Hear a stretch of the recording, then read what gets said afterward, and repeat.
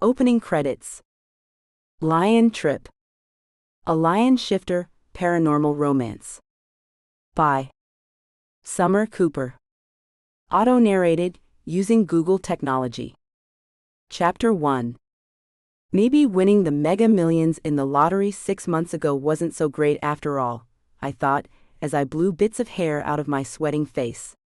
I'd finally got up the nerve to cross the ocean to go to Hawaii on holiday, and instead I was staring out at waves of heat in a car park in South Africa.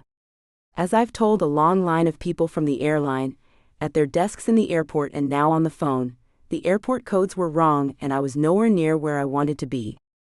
Hello, yes, my name is Cammy Preston. You seem to have sent me to the wrong country. No, I didn't want to go to South Africa. I wanted to go to Hawaii, I said to the woman on the other end of the phone, which I'd been transferred to when I asked for a supervisor. May I ask how you booked your flight, ma'am? The woman asked me. I can't remember her name now, but she was swiftly rising to the top of my "I hope a bird lets go on your head" list. I knew where her question was leading. I booked it online through your website. I used airport codes as requested and ended up here in South Africa, not Honolulu, which I specifically entered after looking up the code. What are you playing at? I was starting to get a little bit huffy. Did you not notice on the printed ticket that it said South Africa? Or at the boarding gate? The ever-so-calm woman asked. Her calmness irked me more. No, my printed ticket, boarding pass, none of it said South Africa, it just had the airport codes. I did ask at the boarding gate why the sign said South Africa, and I was told I was on the right flight, not to worry. And here I am, sitting in an airport car park, watching the waves of heat rising off of the pavement, and all you can do is ask me questions about how this is my fault? I'm sorry, Ms. Preston, but there's nothing we can do. You booked the flight. You are where you requested to go according to the airport codes. I'd suggest you ensure you've entered the correct airport code next time. Is there anything else I can help you with today? If I could reach through the phone, I might strangle the cheerful woman that sounded as though she were incredibly happy I was in the wrong country. Looking around once more, I saw someone heading towards me, one of those people you sometimes see in international airports handing out flyers for water parks and such. Trying to turn away, my hand automatically reached out for the paper being shoved at me. No, I suppose there isn't much you can do for me. I won't be flying with your airline anymore, however. I did ask at the boarding gate, and was assured I was in the right place. I suppose I asked the wrong question and that's my fault. Good day. I hung up the phone, wondering what I was going to do now. Looking down at the paper I'd been handed, I thought I might have an answer, a safari. Not something I'd have chosen, but looking around at the emptying airport, I knew I'd have to at least find somewhere to stay tonight. I wasn't getting much help from airport staff or the airline, despite the small fortune I'd paid for my airfare. The hotel I had booked in Honolulu was in the process of refunding my money, but could be of no help here, and I had nowhere to stay tonight. I dialed the number on the flyer, hoping to at least get a room booked for the night, and maybe see some lions and elephants tomorrow in between making phone calls. Are you Ms. Preston? The gorgeous man in a Land Rover asked me. He was obviously from the group running the safari. The logo on the side of the vehicle said so anyway. He was well over 6 foot tall, with longish blonde hair and hazel eyes that seemed to be delighted to meet me. Most people didn't look at me that way. Maybe he was just happy with the world? Yes, I am, and I am ever so glad to see you. I'm exhausted and I just want food and a bed. Oh, perhaps that sounded suggestive because the tilt to his crooked grin became more pronounced, and his eyes danced with laughter. I snickered to myself a little. Exhaustion. The exhaustion was simply starting to get to me. That's it. Handing over my bags, I watched as the man put them into the vehicle, and then settled into the passenger seat. Looking over at him, I stuck my hand out and smiled as he introduced himself. I'm Ethan, I'll be your guide while you're here. Anything I can do to make your stay He paused and gave me one of those looks, pleasant one, do let me know. Cheeky sod. Indeed. Such come-ons were unusual for me, but I was too tired at the moment to question it too much. Maybe the man just liked fluffy, blonde-haired women. I don't know. I'd think about it later when it didn't feel like I could eat a water buffalo and a rhino. And once I had some sleep, hopefully in an air-conditioned room. I'd been assured there would be air conditioning, but the way the last few hours of travel had gone for me, I didn't expect a whole lot. Have I mentioned the waves of heat yet? Waves of heat aren't kind to ladies of my size, so I hoped this was the part of this debacle, holiday, where matters started to improve. Oh, as long as there's an air conditioning unit, a bed, and some food, I promise I'll be happy. I finally replied to him upon realizing I'd become lost in my own thoughts. From your accent, I have to guess you are from England. That's a very long trip. I imagine you do want a bed, Ethan said as he drove the vehicle away from the airport and onto the highway. You would not believe it. 38 hours of traveling. But I guess it's still better than the old days, when you had to take a ship to get here. I slept on the planes some, and rented a strange little sleeping room at the airport when I had to sit in Dubai for 16 hours, but you never sleep well in those situations, do you? I was babbling now. Time to shut up, Cammy. We won't be on the road long. We'll get you settled into your bungalow, and you can get something to eat if you'd like.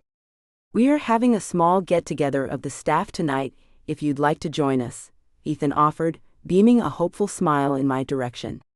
How could I turn that oh-so-inviting smile down? If I'm still awake at that point, sure.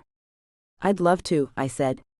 The rest of the trip was spent explaining how I'd arrived in South Africa, and the mix-up. Ethan actually laughed at the parts he was meant to, and I was infatuated with his laugh, easy smile, and overall good looks by the time we arrived at the compound.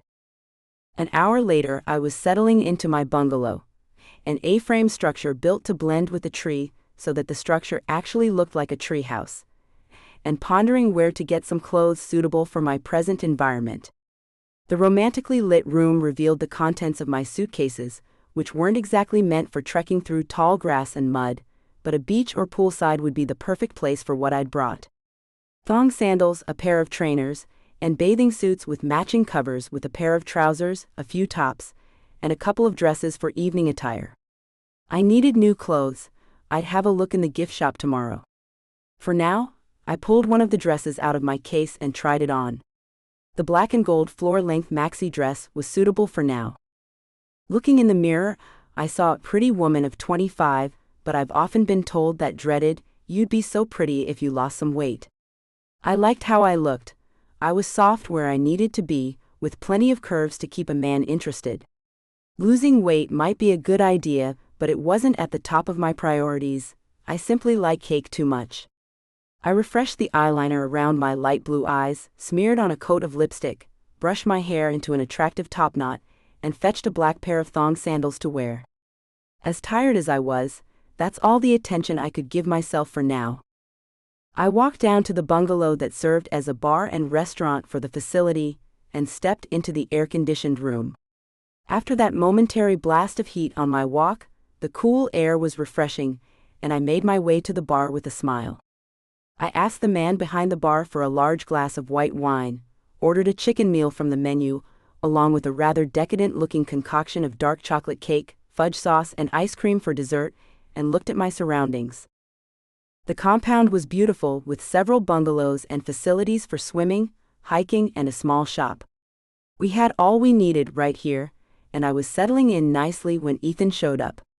He came to my table straight away, leaving the young man he was talking with to come sit with me. I'm glad to see you're settling in.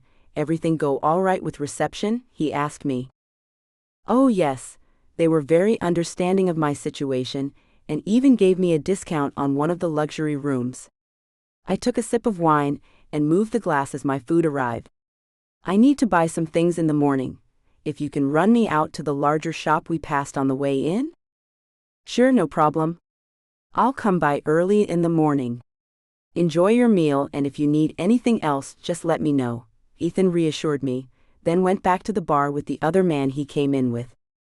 As I ate my meal, I noticed both men were handsome, Ethan's tan skin setting off the dark coffee color of the other man. I finished my meal, watching the two men, or staring out at the beautiful hills and scenery before me. Setting my spoon down as I ate the last bite of ice cream, I realized the wine had gone straight to my head. I wanted to giggle for some unknown reason, but at the same time, I just wanted to lay my head on the table and sleep.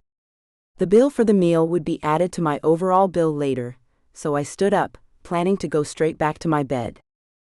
I must have wobbled a bit as I stood up, and the world started to spin, because Ethan was suddenly there to steady me, offering me his arm to lean on. I looked over at him and smiled a beatific smile, hoping there were no little bits of food stuck in my teeth. The strangest things happened to me, you know. Normally I have to get through 3 glasses of wine and a night of dancing with my mates to feel like this, I rather stupidly told him.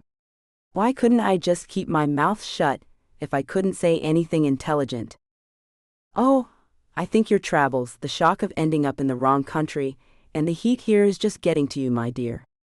Do you need some help getting back to your bungalow? He asked me, motioning to his friend that he was accompanying me and would soon be back. No, stay here with your mate, I'll be fine, I said, pushing away from the heat of him. He smelled so bloody gorgeous, and the soft feel of his skin under my fingers made me itch to touch him in other places. I didn't want to embarrass myself further, so I tried to stay steady as I walked over to the door.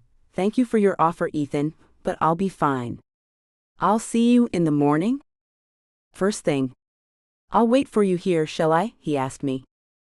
That'll be fine, see you then?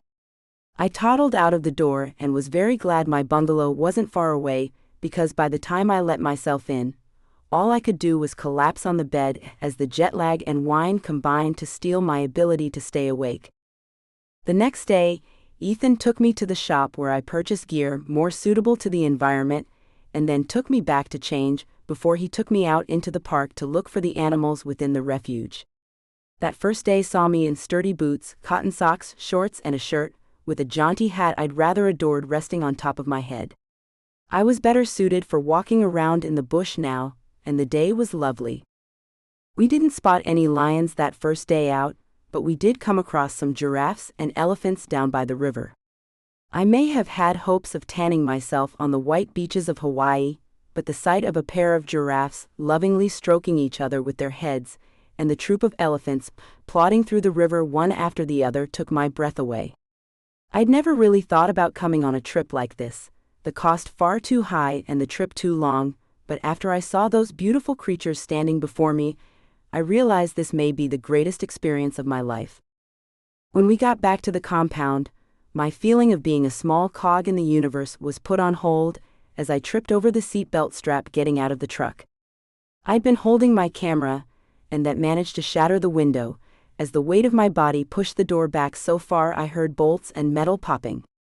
My embarrassment grew when I ended up on the ground, still tangled in the seatbelt. Luckily, the only thing truly hurt on me was my pride, but I looked at the door, wondering how much that was going to cost me.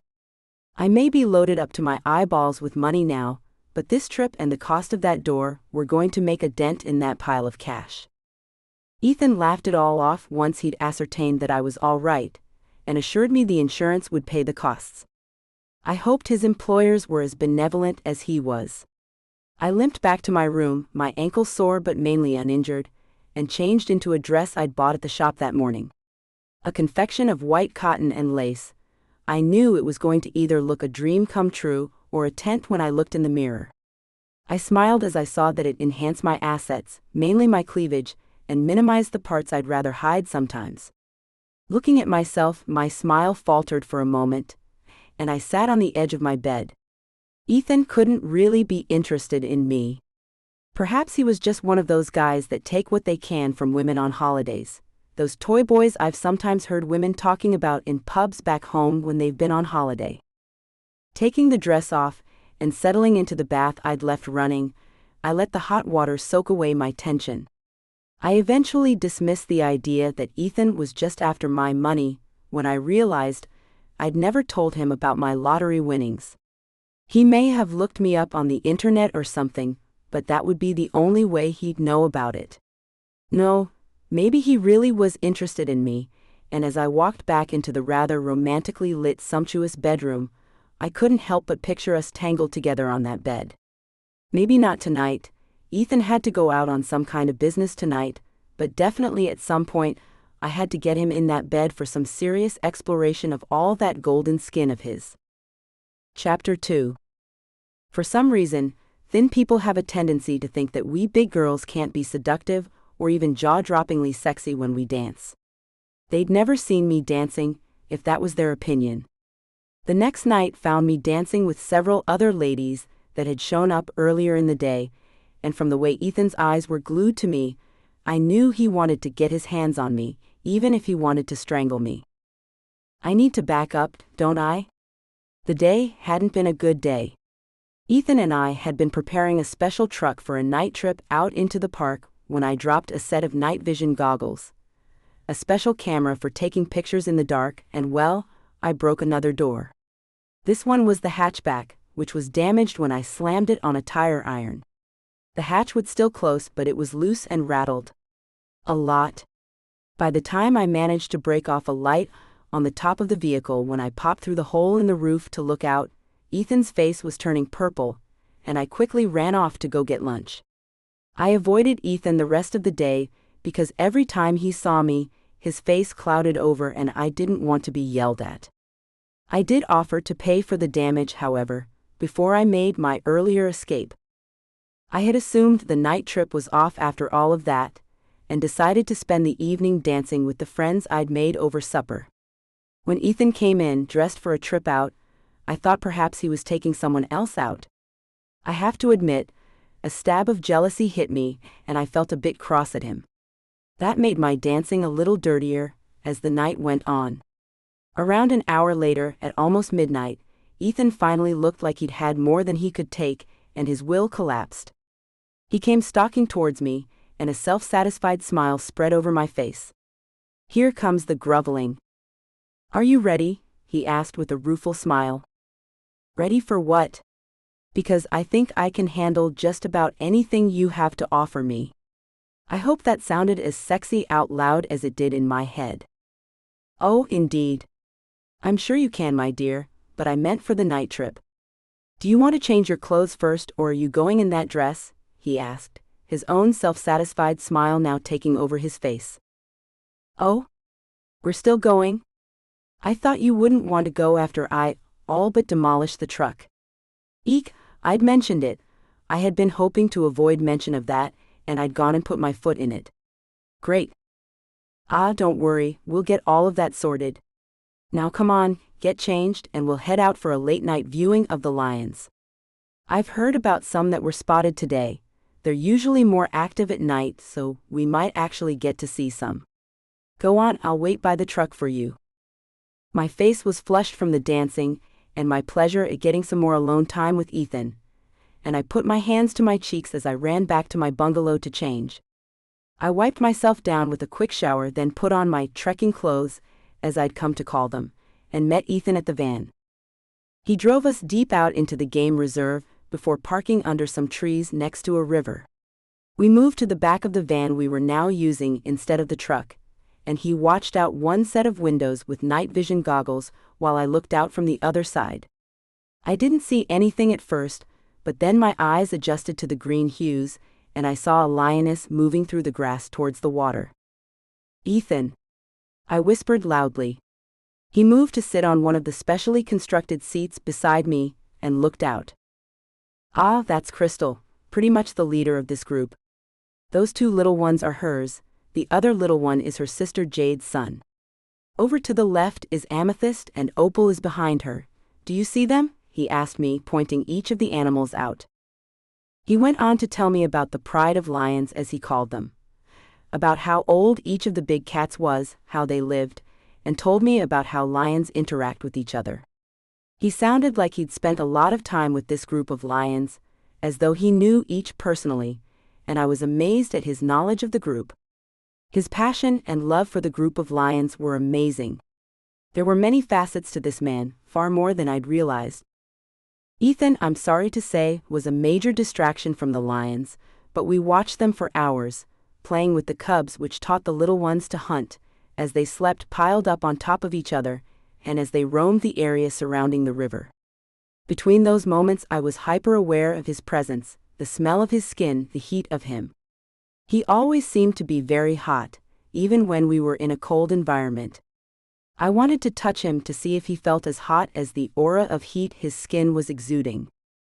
Ethan took that moment to look over at me, and we were both lost in the moment.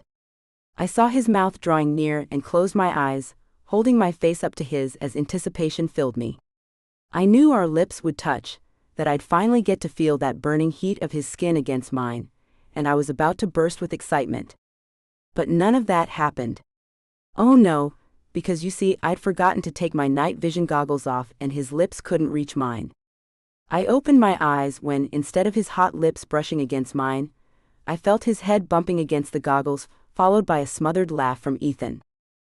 "Oh, that was smooth of me," Ethan said, taking the blame. The moment had passed now, but I still removed the glasses anyway. Smiling over at him, I said, "I'm here for about 10 more days. Maybe another time?" "Yeah, there's always next time. Shall we head back? It's getting pretty late, and we're meant to be out early tomorrow." "Sure, that's fine with me. Do you think we could sneak into the kitchen for some ice cream, though? I'd love a bowl of what one had the other day." "I own the place, there's no sneaking around about it," Ethan said with a laugh. "Whoa. You own it?" I asked tentatively, shocked. "Yeah, strangest thing. I won the lottery a few years back and this is what I did with my winnings. I got something I love to do as a job for the rest of my life, in surroundings that continue to amaze me. Great, isn't it?" Ethan said while pulling the van away from the trees and back onto the trail. "So he's rich and doesn't need my money after all. I guess he really is interested in me then. I've heard so many tales about women getting bamboozled by holiday flings, how men all but prostitute themselves out to lonely women on holiday in some places, and I didn't want that kind of experience," I thought as we went back to the compound. Normally I'm a very good girl, I don't go in for flings, but Ethan was something special. One of those once-in-a-lifetime opportunities. The whole experience was out of the realm of anything I'd ever known, and my approach so far had been, I might as well enjoy it. As we made our way back to the compound, I thought about inviting him back to my place, but then thought he might think I only wanted to get a free vacation out of him. Oh, this whole thing could be awkward, couldn't it? Luckily, I saved myself any more embarrassing outbursts when I opened the door to the van once we were back at the compound. I stepped out of the vehicle, and promptly disappeared when I stepped on a stone that rolled under my feet and sent me flying to the ground. Ethan later said it was kind of comical, how I was there one moment and gone in the blink of an eye. Thinking about it, I laughed at how it must have looked, but he was gracious and didn't laugh at the time.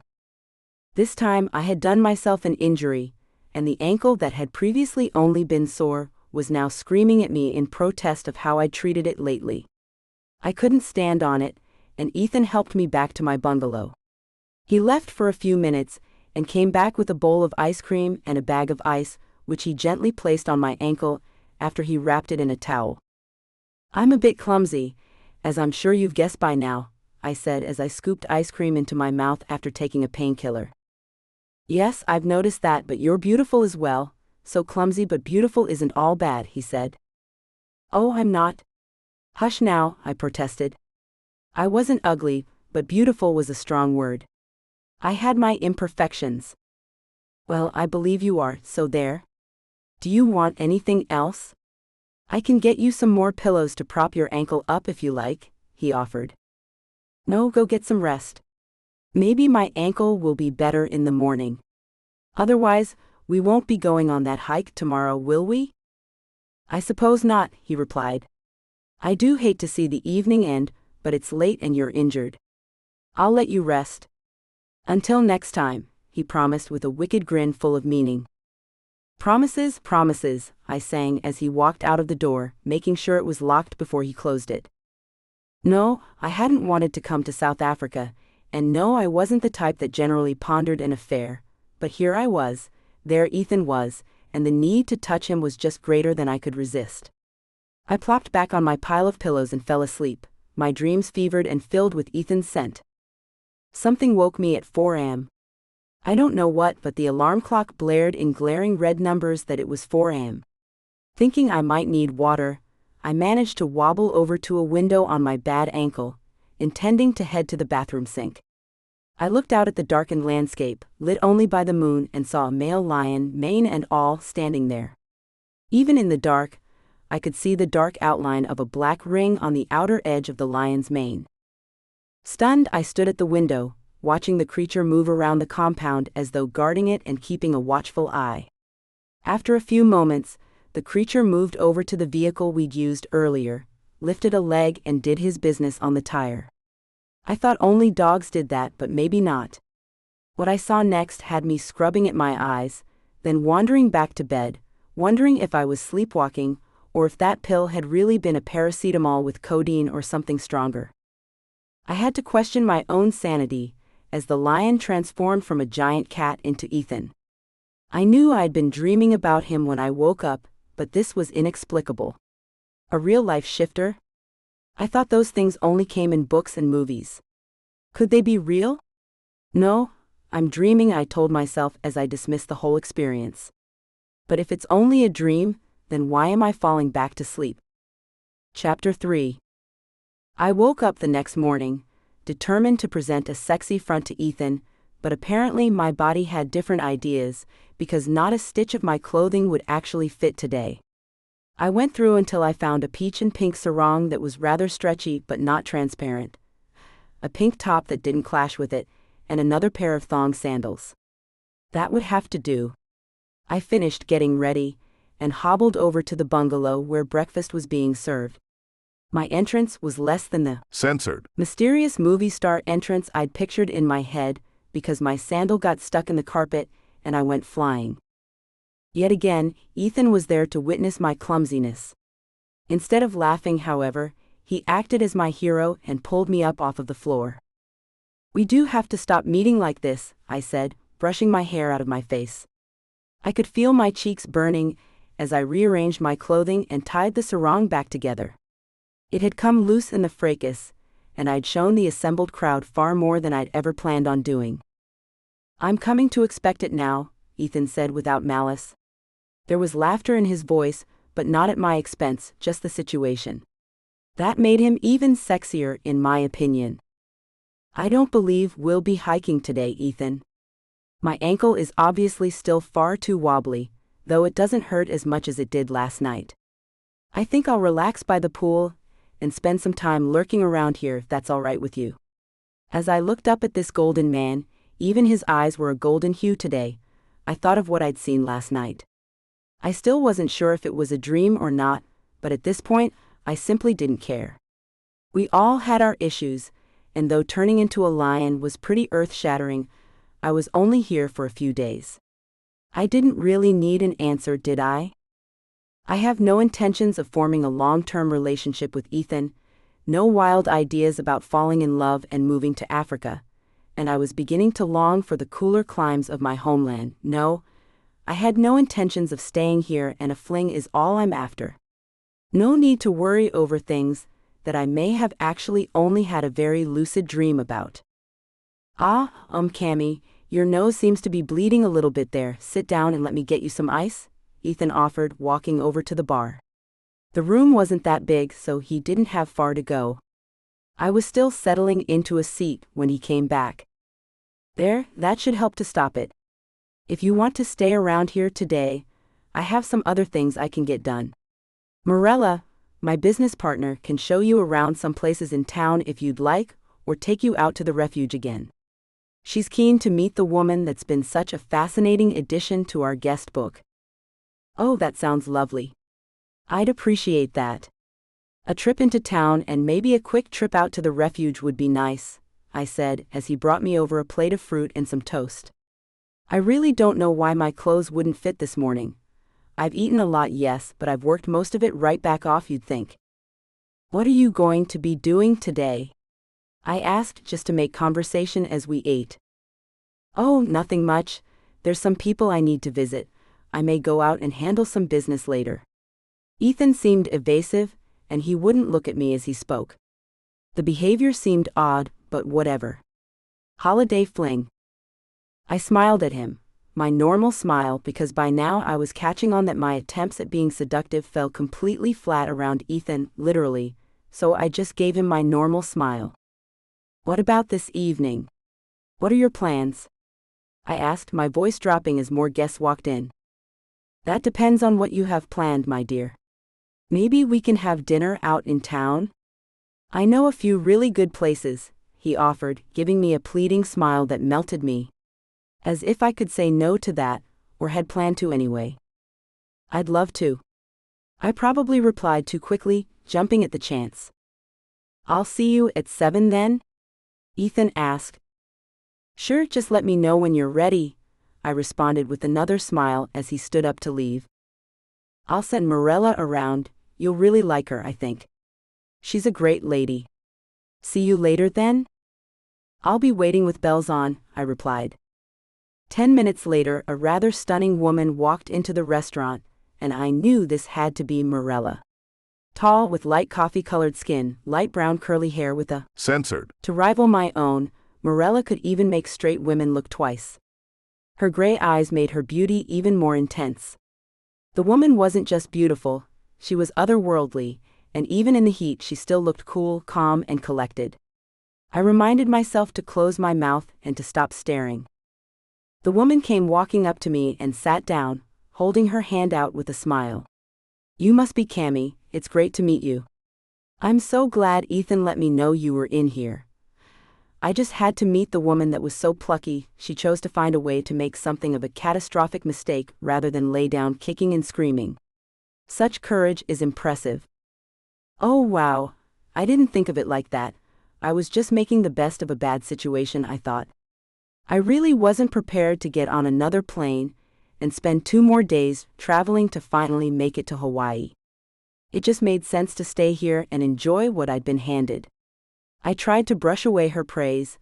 I'm a logical person after all, and that guided me more than anything. Well, I still think it's incredibly brave. So many women would have just thrown a tantrum or made demands, but you made the best of it. That's pretty wonderful from my point of view. What do you have planned for the day?" She changed topics so quickly, I almost missed the question. "I was planning on sunbathing, then I thought I'd arrange a trip out with you if you were up for it. I'd like to get something to wear for an evening out." "Nothing seems to fit today," I offered, hoping she'd understand my plight.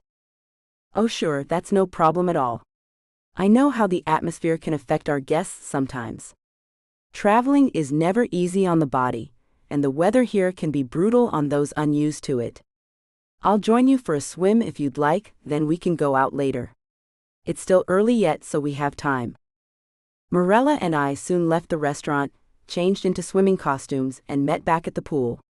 From the scraps of clothing covering Mirella, I knew she must be an avid follower of the waxing regime. Not something I generally followed but had submitted myself to for this trip. The chocolate brown material with gold metal accent pieces was beautiful on Mirella. My basic black one-piece wasn't nearly as daring, but it did help to accentuate the good, while cramming the bad into submission. I have to admit, I enjoyed looking at Mirella while we splashed in the water, dried off by lounging on a pair of sun loungers, and had lunch at the restaurant. The woman was not only beautiful and easy to look at, she also had a brilliant head for business, and ran the brand and labeling for the Safari Group. She was also very passionate about her country and the animals found there, something that I greatly admired. Overall, it was a pleasant day, and I knew I would get an honest opinion from her, as we picked out clothes for me to try on, now that we had made our way to a shop Mirella knew about. We settled on something that looked rather plain and uninspiring on the rack. I understand I'm a big girl. I am not going to look like your typical idea of a model when I put clothes on, but this was something special. Rather than looking like I'd squeezed myself into a sausage casing, the top of the dress flowed over my stomach and back, caught in a bit of ruching at my hips, then draped down my legs like a waterfall. The split up the left side came far up my thigh, and rather than being cringe-inducing, the ensemble made me look like a well-dressed, beautiful, and seductive woman. The addition of straw-colored stilettos that tied around my ankles completed the outfit. My ankle was not going to like me later, but I didn't give a damn. I was going to look incredible tonight. Thanks for bringing me out, Morella, and helping me find something so incredible to wear. I'm going to remember this trip forever. It's been so wonderful. I'm so glad that person handed me a flyer at the airport for this company. I couldn't have asked for better care, I gushed. Somebody gave you a flyer at the airport? But we don't have anyone doing that sort of work, she replied with a look of confusion. I don't know, but that's how I found the number for this place. Where are we going? I asked as Morella passed up the driveway for the compound and went out towards the refuge. I just wanted to check on something. There were reports that the lions were back. I like to keep check on them, she replied as she pulled up to the trees Ethan had parked us under a few days ago. Ah, there they are. There's a new one there we didn't see the other night. A male? I said, but my words trailed off as I recognized the lion from last night with the same black ring around his mane. Oh, that's Sky. We don't see him often, but every now and then we see him with this group, helping to care for the cubs and playing with them, Morella told me. I knew that was Ethan, and wasn't surprised when he showed great patience with the cubs. They jumped over him as he rested on the ground, or tugged at his ears until he nipped at them. I wondered if they were his cubs, but stopped the thought. That was just too strange, even for me to try to work out. My thoughts were interrupted as Morella started the car back up and took us back to the compound. They're healthy looking at least. Sometimes I worry about them all out there. Other cats and predators can take the lions down, though not often. Ethan will come out later and check on them again. Do you have everything you need for tonight? Morella asked, as though she meant something deeper than a dress and a ride. Understanding finally dawned, and I giggled. Protection was a must. I didn't want to go home with a cub of my own. No, can you help me out in that department? I don't know why I didn't think of that myself. No problem. I'll drop them by this evening before Ethan picks you up. I have to get back to the office for a little while. I'll see you later, all right? She asked. Yes, that's fine. I think I'll have a soak in that awesomely giant tub in my room and slowly get ready. I'll keep an ear out for you though, I offered as I walked back to my room. My ankle had improved over the day, and I hoped it would keep quiet this evening. True to my word, I soaked in the bathtub for an hour, reading, having a light snooze, then washed myself up slowly, imagining the wet flannel as Ethan's hands. Before I could get too drawn into my own plot, I made myself get out of the tub. I needed to save all of that anticipation for later. Smiling wickedly, I dried my hair, applied my makeup carefully, and then slipped into the dress. It still looked beautiful, and I was very pleased with it. Morella showed up as promised after I'd prepared myself and came in to sit with me. Nerves were starting to get to me, and she held my hand as I babbled on. I've had censored before, you know, but it was years ago, young puppy love stuff. I've not really bothered dating since then. But Ethan is so handsome, Morella, don't you think? I waxed lyrical, which was so sappy, but I did it anyway. Ethan is a patient man, and I've never seen him so interested in a woman. I think he'll be kind to you, no matter what. And if it turns out you don't want to be with him that way, then he also understands the meaning of no. He's a very generous, caring man, Cammy, don't be afraid. And if he's gone this far, then he's really interested, so don't worry on that front either. And I can tell you, you are a beautiful woman, just the way you are. Be confident in what you have, in who you are. It will be fine. Now I must go. I have a dinner date of my own this evening. She gave me a rather lovely smile, tucked some condoms in my hand, then left. I smiled to myself after she left, her little speech calming my nerves some, placed the condoms in my bag, wrapped the gossamer scarf that went with the dress around my neck, and waited. I didn't have to wait long before Ethan was there, his shocked look making me blush as he took in the sight of me. You are one spectacular woman, Cammy.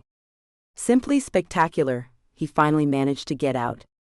I noticed his eyes kept falling to the cleavage I had on display and down to my waist. Tingles of pleasure were flowing through me, and intensified each time his eyes dropped to another part of me. I loved the attention, I must say.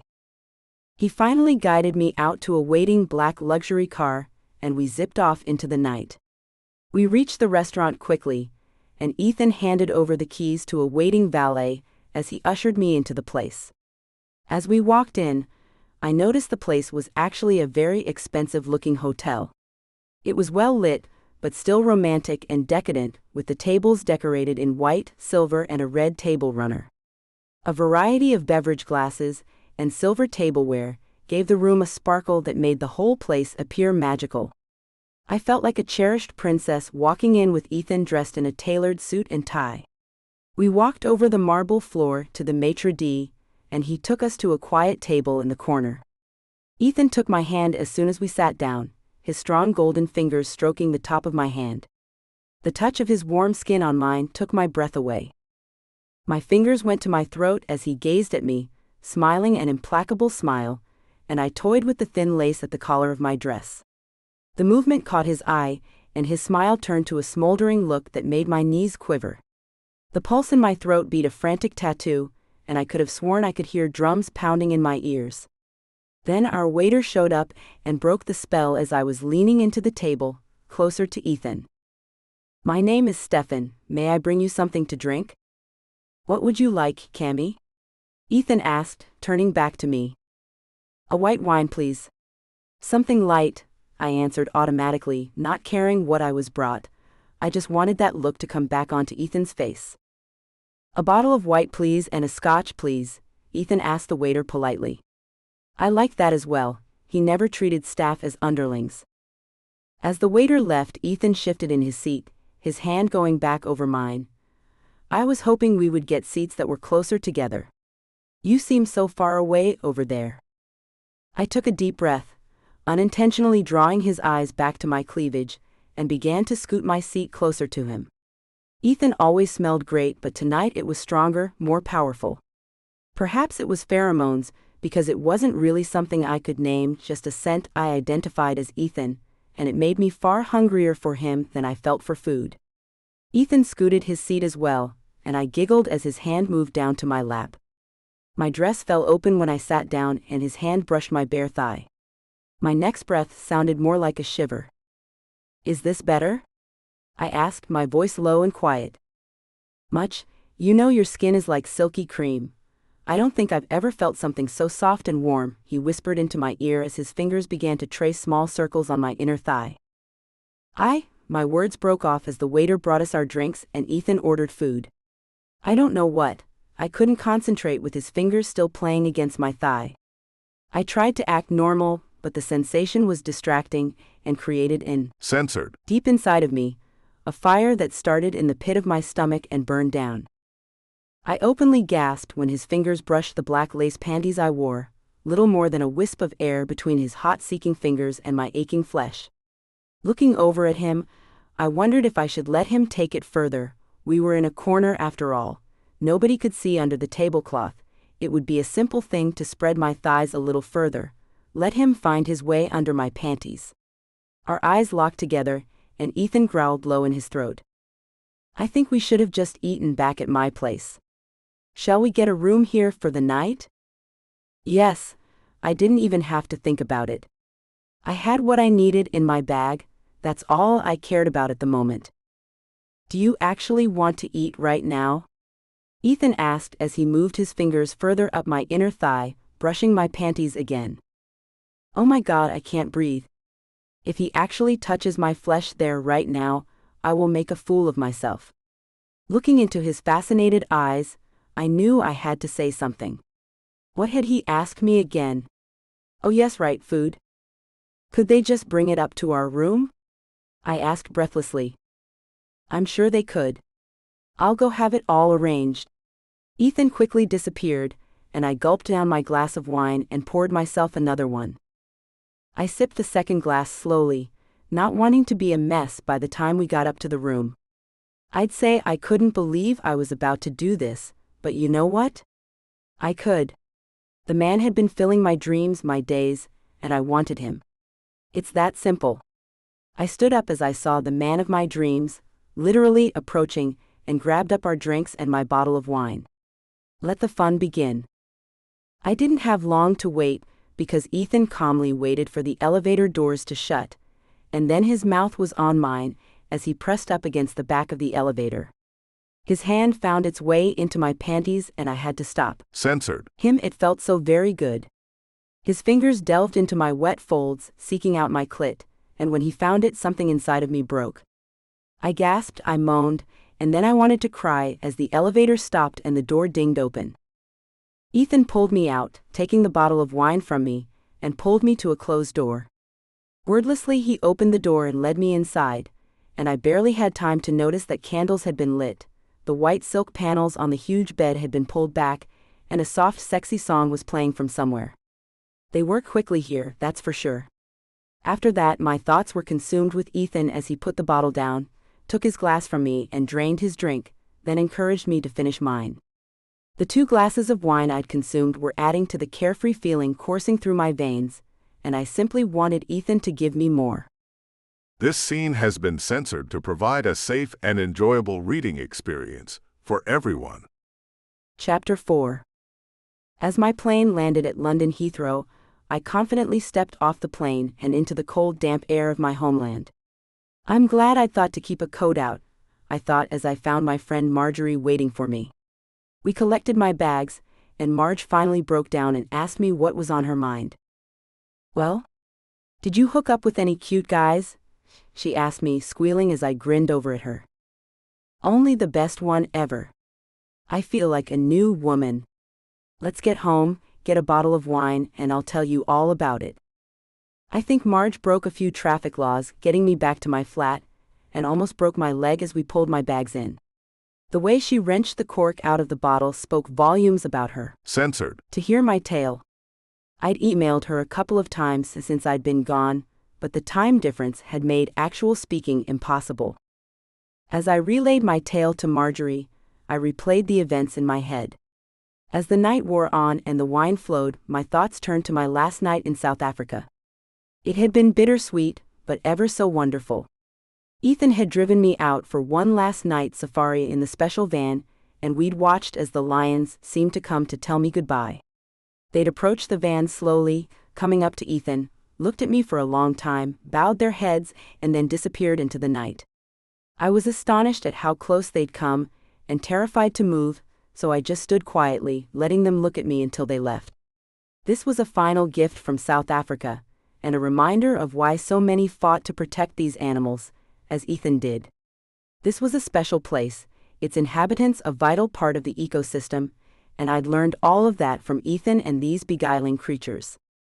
Ethan had then taken my hand, led me back to the van, and we went for a midnight swim together, the same as we'd done all week.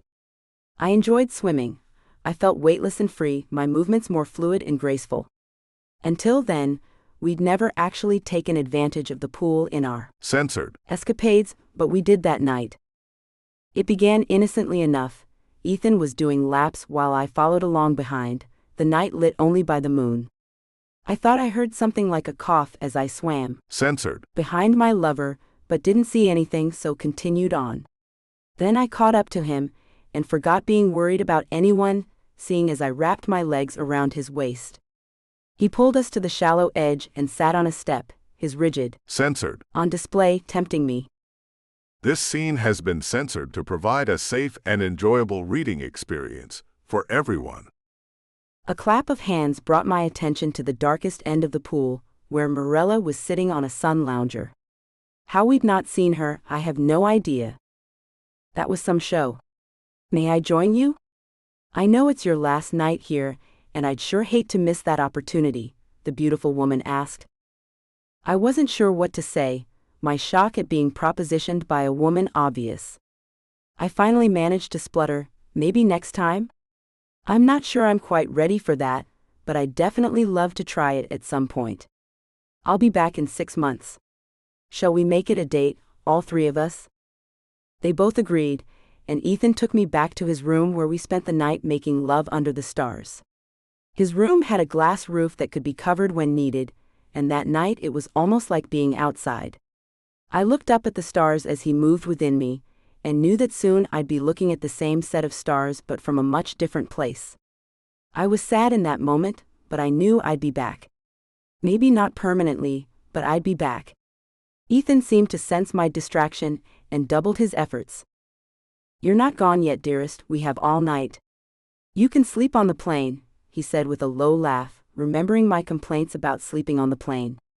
"I guarantee you'll sleep this time, you'll be too worn out not to."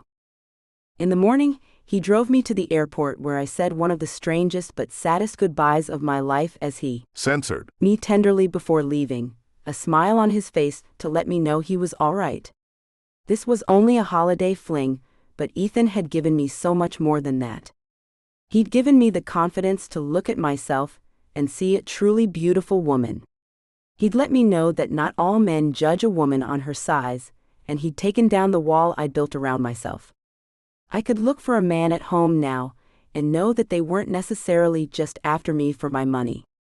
And if no one could fill his shoes, he and Morella both were waiting for me in South Africa. Marjorie gasped when I told her about Morella, her shock and intrigue at the proposition obvious. She looked at me with admiration, and as if she'd only just met me for the first time. "Would you really do that with another woman?" "Why the hell not? Women are soft, beautiful, sensual creatures. I think it'd be fun, don't you?" "I don't know, but I'm going out to find another job right now. I'm bloody well going with you when you go back if that's what it's like. Screw Ibiza, I'm going to South Africa on my next holiday." All I could do was laugh. My lifelong friend had always been censored mad. She'd never asked me for a single penny of my winnings. Maybe she'd get an extra special gift from me this year. As we spent the rest of the evening giggling on my floor piled up on cushions as I told her about my exploits, I knew my world had changed, not because of a lottery win, but because of a simple mistake in airport codes. What had seemed like a nightmare had turned out to be the best holiday of my life. I'd met a fantastic man who was far more than a man, though I'd never told him I knew, and I certainly didn't tell Marjorie, and I'd seen a world others can only ever dream about seeing. Call it fate, call it coincidence. I don't care what you call it, but for me, it was a once-in-a-lifetime mistake that changed my world forever. Thank you for reading my book. If you like this story, I think you'll enjoy my book King from the Sky. Download now. About Summer Cooper. Thank you so much for reading. Without you, it wouldn't be possible for me to be a full-time author. I hope you enjoy reading my books as much as I do writing them. Besides, obviously, reading and writing, I also love cuddling my dogs, shouting at Alexa being upside down, aka yoga, and driving my family cray-cray. Follow me on Facebook, Instagram, Goodreads, BookBub. Get in touch at hello@summercooper.com. www.summercooper.com. Closing credits. This has been Lion Trip. Written by Summer Cooper. Auto-narrated using Google technology. Copyright 2024 by Lovie Books Limited. Production copyright 2024 by Lovie Books Limited.